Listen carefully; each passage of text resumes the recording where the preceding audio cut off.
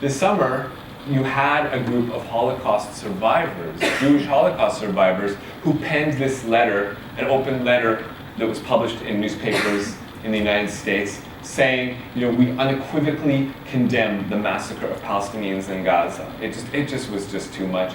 And once they said this, and this was reported in Israel, you have Israelis writing, commenting, saying Holocaust survivors who think like this are invited to go die in the gas chambers. Survived it once, now you got to go back because you condemn the atrocities in Gaza. And it wasn't just the far right. Jane Eisner, the editor of the Jewish Daily Forward, newspaper published here in North America, she promoted an article that she published called, an article about those people, saying the moral emptiness of Holocaust survivors who took on Israel. So just in case you were keeping track, so if you are a person who is critical of the Israeli government, you're an anti-Semitic. If you are a Jewish person who is critical of the Israeli government, you are self-hating. And if you are a Jewish Holocaust survivor who is critical of the Israeli government, you are morally empty. Just so we have our categories straight, right? A couple years ago on Holocaust Remembrance Day, a group of students from around the Tel Aviv area were brought to Tel Aviv, to the Kamari, which is like Israel's national theater, to see a play, to see the play called Ghetto, which is, like it sounds, it's about, the Nazi occupation of Europe and about how that manifested in people's lives. And over the course of the play, the kids, the high school students in the audience started cheering on the Nazis. When the actors playing Nazis were beating and assaulting the characters playing Jews, you had high school students in the audience cheering on yeah, go get them, get them! It got to the point where the entire cast broke down crying. And at the end, one of the actors got out and he told the students, it was disgraceful behavior. You embarrassed the Jewish people and the Holocaust. How is it possible? How did we get to a point where Jewish Israeli students cheer on Nazis and invite Holocaust survivors to go back to the gas chambers? Well, they did some studies and they asked young Jewish people, they said, after learning about the Holocaust, quizzed them on, they said 92% of them said, yes, I have encountered racism towards foreigners. They're not blind, they see what's going on around them, they know what is occurring, and yet only 2% said that they identify with the suffering of persecuted nations.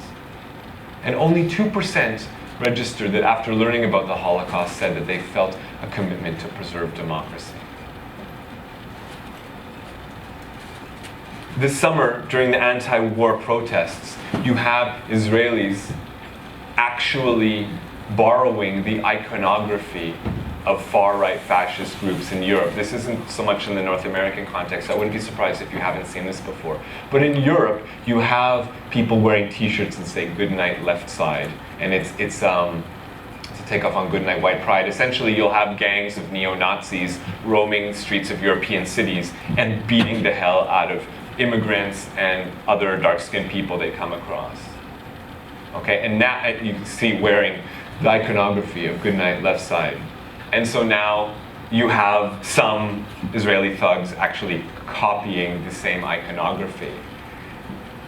And also at these protests this summer, you had this, to show you how far we've come, a left-wing activist decided to do something funny. He decided to print up posters of his own. And he took this slogan and he printed them out and he put it on the backdrop of an Israeli flag in blue and white. And so he got, because there's an anti-war protest and then there's pro-war protesters, these thugs who come to protest the protesters and intimidate them. So at one of these anti-war rallies this summer, a left-winger decided, okay, I'm going to bring these posters and see if the right-wingers will take them up. And sure enough, they did. So he handed them out, and they're like, yeah, yeah, yeah, and they grabbed them, and they started chanting with them, and posing with them, and selfieing with them, and lifting them up in the air. And I don't expect you again to understand the Hebrew, but I've translated it for you. One, Am Echad, Medina Achat, Manhig Echad. It means one people, one state, one leader. And for those who have studied World War II, you'll know that that was this a slogan that was popularized by the Nazi Party.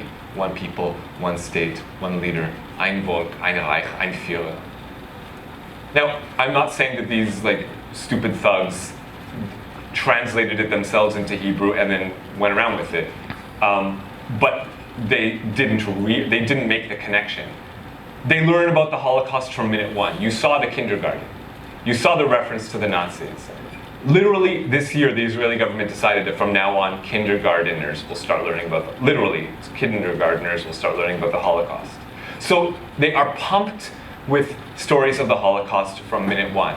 And yet, these same Israelis gleefully grabbed these posters proclaiming in Hebrew, one people, one state, one leader. Maybe that's why Israel's top writer, most celebrated writer, Amos Oz, said recently that we need to look this monster in the eye and call it by its true name. We also have Hebrew neo-Nazi groups. There is nothing the modern-day neo-Nazis in Europe do that those groups don't do here. The only difference, our neo-Nazi groups enjoy the support of numerous lawmakers as well as rabbis.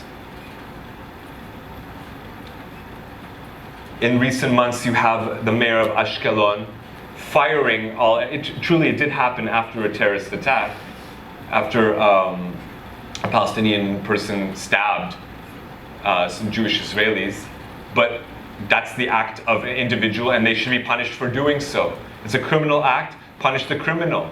But instead, the mayor of Ashkelon fires every Arab working for the city.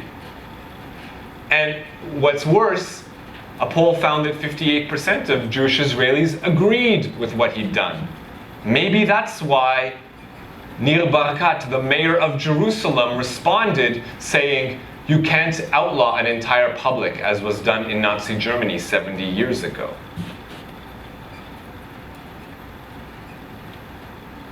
You wouldn't have heard of Tommy Hassan.